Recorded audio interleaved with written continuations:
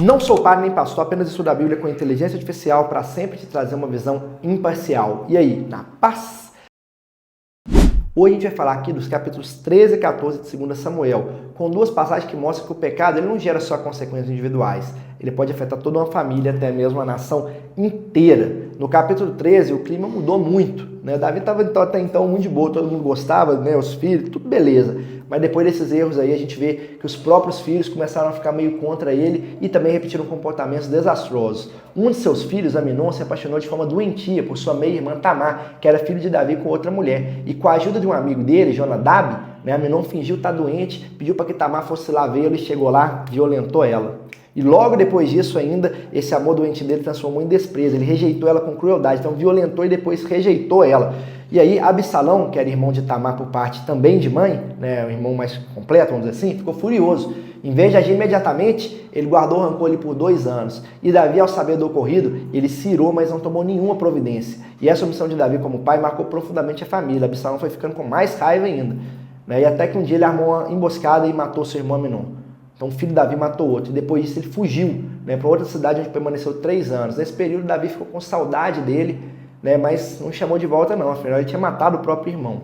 E aí no capítulo 14, Joabe, o comandante do exército de Davi, percebeu o quanto o rei estava abatido por causa da ausência do filho. Então ele armou uma situação, chamou uma mulher sábia de Tecoa e orientou que ela contasse ao rei uma história parecida com a de Absalão, mas sem citar nomes.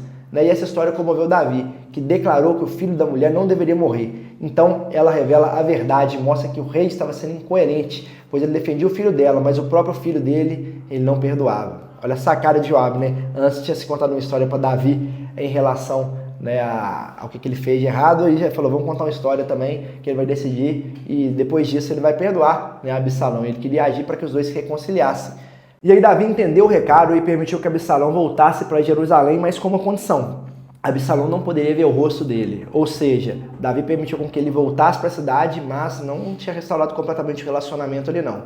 E aí ficaram 2 anos assim, até que Absalão forçou um reencontro. Esses capítulos mostram como o pecado sexual, a omissão como pai e a falta de perdão podem desencadear ciclos perigosos na família. O pecado de Davi não apenas afetou sua reputação, mas criou brechas que seus filhos repetiram, com consequências cada vez mais sérias. Nós vamos ver nos próximos capítulos, mas desse aqui a gente pode tirar 2 visões importantes. Número 1, a omissão destrói tanto quanto o erro. Davi errou feio no caso de Batseba, mas o maior problema agora era sua falta de ação como pai. Ele não confrontou Aminon depois que Aminon tinha estuprado e violentado, etc., com a irmã lá. Ele não protegeu a irmã e também não soube lidar com Absalão, que matou o irmão. Essa omissão abre espaço para mais dor e tragédia. Na nossa vida, não enfrentar o problema é o mesmo que permitir que ele cresça. Fica ligado. Número 2, guardar mágoa em silêncio é venenoso. Absalão esperou 2 anos para se vingar. Isso mostra que o rancor guardado pode se transformar em frieza e violência. Não resolver coisas ali que geram feridas dentro de casa, né, e deixar isso aumentar, só piora tudo.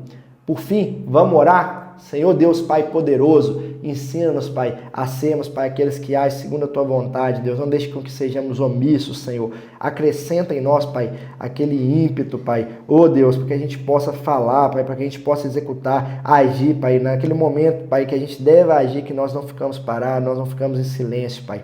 Dá para nós a intrepidez, Senhor, dá para nós a sabedoria também, Pai, a força, a justiça. É o que eu te peço em nome de Jesus, Pai. Visita cada família que está vendo esse vídeo agora, protege, livra do mal, enche, Pai, com o Teu Espírito, em nome de Jesus, amém? Fica à vontade para deixar a sua visão aí e compartilhar com quem você sabe que precisa e que seria abençoado com essa mensagem. Deus te abençoe.